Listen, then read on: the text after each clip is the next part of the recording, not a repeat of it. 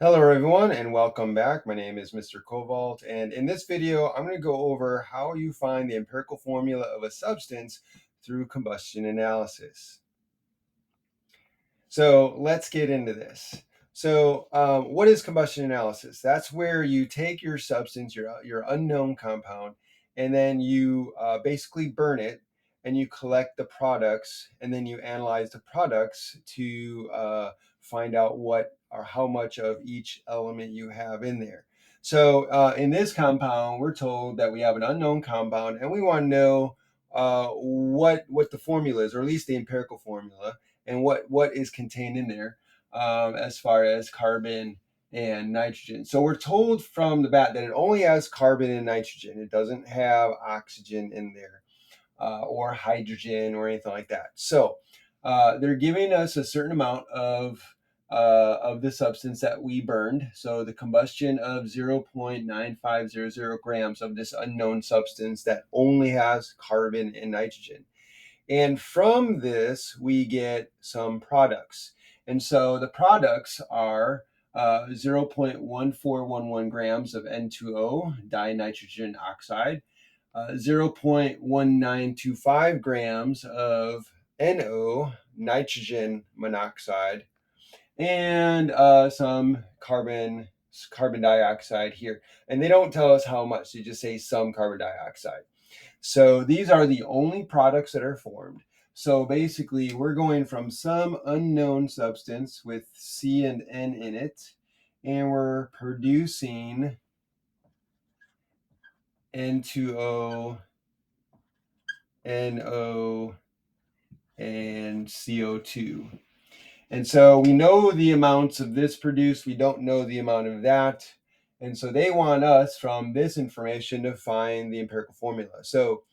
You got to remember, what is the empirical formula? So the empirical formula is the formula of the substance in its lowest whole number ratio with the subscripts. So it's going to be 1 to something, right?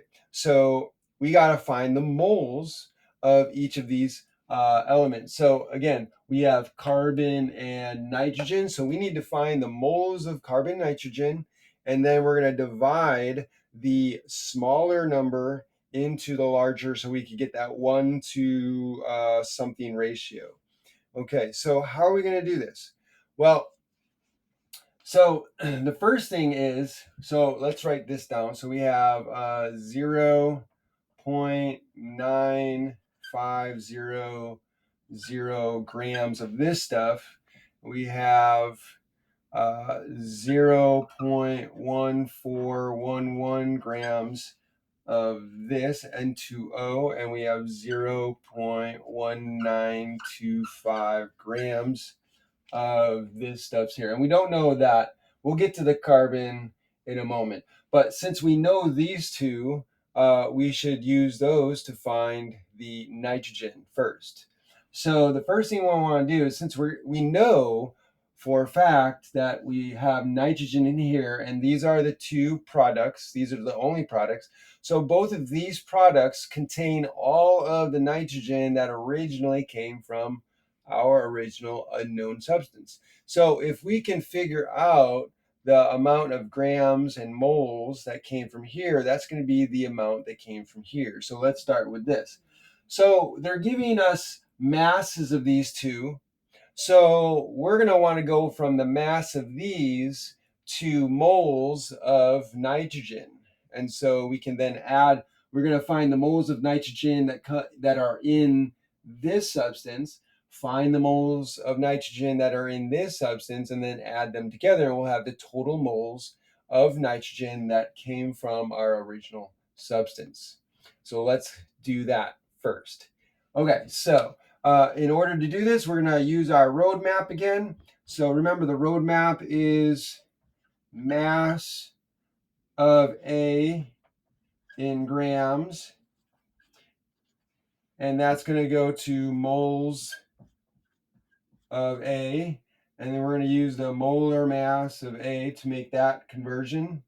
And then we're going to go from moles of A to moles of B. And in order to do that, we use the mole ratio between A and B, okay? And then to go from moles of B to mass of B in grams, we're going to use the molar mass of B, right? So here, if we're going to start with this. Since we know the mass of N2O, we want to go from mass of N2O to moles of N2, right? So moles of N2. So let's begin with N2O. So we have 0.1411, and that's grams of N2O over 1. So our first step, since we're starting with mass of one substance, N2O, that's A, we're going to go from moles of A to moles of mass of in grams of A to moles of A using the molar mass of A. So we're going to want grams of N2O on the bottom. You're going to calculate the molar mass of N2O, and when you calculate that, you get 44.013. So we're going to put 44.013 grams of N2O on the bottom and 1 mole of N2O on top. So grams of N2O cancel out. Now we have moles of N2O. So, but we want moles of N. So we're going to use our mole ratio. And in this case, we're going to get the mole ratio from the formula. So the mole ratio from the formula is for every one of these, you get 2 nitrogen. So the ratio is 1 to 2. So that means we can have that mole ratio as well. So for every 1 mole of N2O, you get 2 moles of nitrogen. So now moles of N2O cancel out, and now you have 2 moles of nitrogen. So we can now find the moles of nitrogen that came from, that was added to this substance, and that originally came from our unknown. So our unknown here, so 0.9500 grams. So let's go ahead and calculate that out. When we calculate that out, we get what value? So that's going to be 0.006, 0.006 point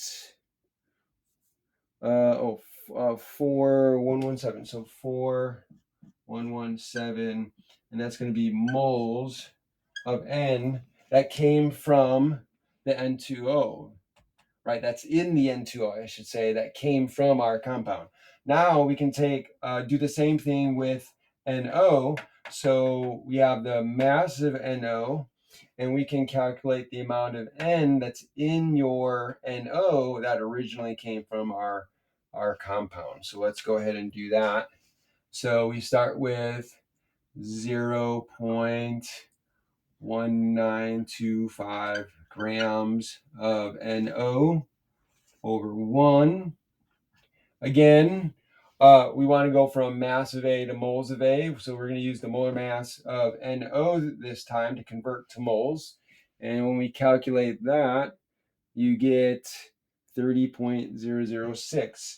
So 30.006 grams of NO on the bottom, and you get 1 mole of NO on top.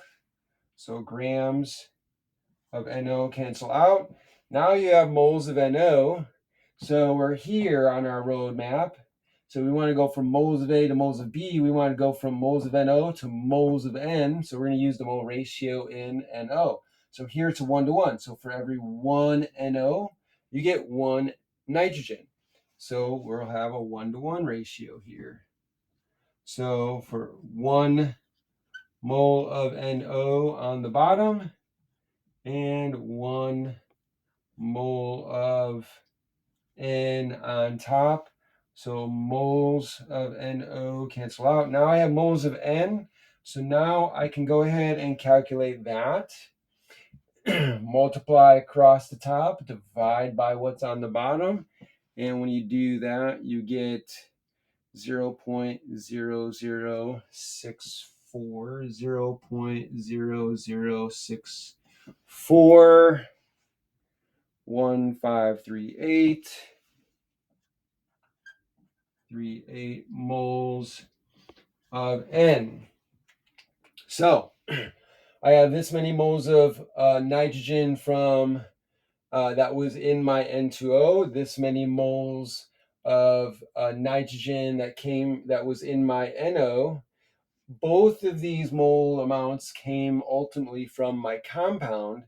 So all I need to do is add those amounts together, and that is the total moles of nitrogen that originally came from my substance.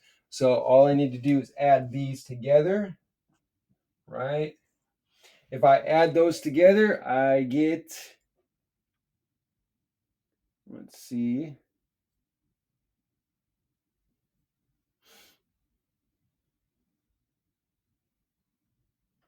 12 0.012.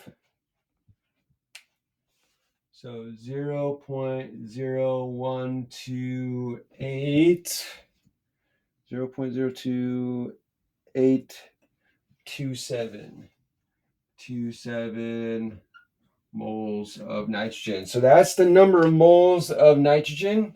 So here, now I have the moles of nitrogen that came from my substance. So I'm going to put a box around that because that's important. We're going to need that later. So now that I have the moles of nitrogen that came from my original substance, the only thing left is to find carbon. And notice they didn't give us any mass for carbon dioxide. If they gave us the mass of carbon dioxide, then we could just do the exact same thing with the carbon dioxide that we did with these two, but they don't want to make it that easy for us. So what do? The only thing we can do is the fact that we're given the total mass in grams of our original substance. We know that that mass is due only to carbon and nitrogen. Well, if we could find the mass of nitrogen, then we could subtract that mass of the nitrogen from the 0.9500, and then what's left over is the mass of the carbon, and then we can use that to convert the mass of the carbon to moles using the molar mass of carbon. So let's do that. That's the only thing that we can do. Okay, so in order to do that, we're going to have to take the moles of nitrogen, convert that to grams. So let's take our total moles. So 0.0122827 moles of nitrogen over 1. We're going to multiply that by the molar mass of nitrogen, which I believe is 14.007 grams of nitrogen. Oops, what did I do wrong? I put the wrong thing on the bottom. I have moles of nitrogen, so I want moles of nitrogen on the bottom. And so I'm going to put 1 mole of nitrogen, and so the 14.007 grams of nitrogen goes on top. So moles cancel out. And when I calculate that out, I get the moles.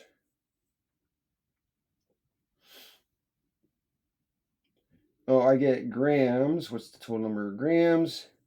Total number of grams is going to be 0.179.